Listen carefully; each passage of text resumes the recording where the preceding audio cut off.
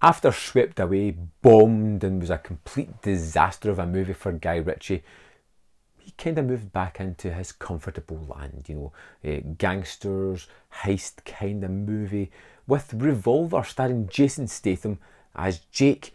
And this movie has one resounding memory for me. I remember going to the cinema to see it, going, yes, Guy Ritchie back in the kind of land that he knows, and just being dumbfounded with what I was seeing. It was the only time I've ever been in a cinema which was fairly full, where the screen went black, the lights came up, the credits started to roll, and everybody just sat there, dumbfounded with what had just happened. Folk turned to each other. Is that the movie finished? Unsure. We got up and kind of left the theatre. It was a weird climax and conclusion to an already strange and weird movie. And I keep going back to Revolver every now and again, and every time I go back to it, it gets a little bit better.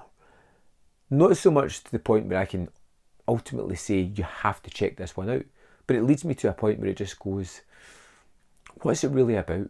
What is it doing? What does the movie do right? What does it do wrong? There's lots of different things in this that I feel that either I'm not understanding or I'm misunderstanding so much that I'm raising it higher than it should be. We get Jake as a character who's come out of jail. He's been in solitary for 7 years, and he seems to have a fractured psyche in some way, shape or form. As he's looking for revenge as to what happened to put him into jail, he stumbles across two con men who kind of tell him exactly what they're going to do. They don't try and con him, but you feel as if they are at the same time, because you always get this exposition in the form of a voiceover from Jake, kind of commenting on the situation at hand and what's happening. And he finds himself deeper and deeper into a world that he was already in and was starting to conquer. And he finds himself at the whim of these two guys as he is forced to do things he may not like, or things that make him feel a little bit better about himself. And when I watch the movie, I somehow believe that these two characters are two parts of Jake's psyche that are pulling and pushing him and trying to force him into the place where he can make himself better because of the events that led to him being in jail and what happened while he was in jail. But I can't be sure that that's a definite. It's a weird movie. We get Ray Liotta as the big sort of main baddie in this. It seems all set about money. The form of it, having it, giving it away, the lack of importance towards it.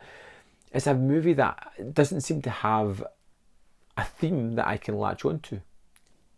Yeah, I keep going back to it. And I like certain aspects of it. I like the strange con man aspect of these two characters, whether they're real or not. The actions they take with Jake are interesting, and every couple of years going back to it, kind of forget what they're up to, and it's always curious to see how these two mismatched people work really well together to really fleece Jake of all his money. I like Ray Liotta as the head of a casino who is a little bit power mad and knows that this person is a rival and someone that he has to watch. I like Mark Strong as the hitman who does have a little bit of a conscience. I love so many aspects of this movie, yet I can't love the movie.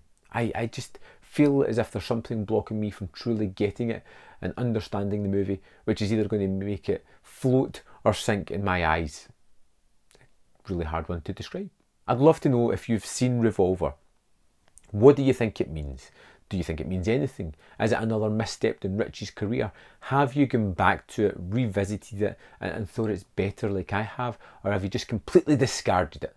Let me know in the comment box below your thoughts on Revolver, and I'll see you next time on Man vs. Film.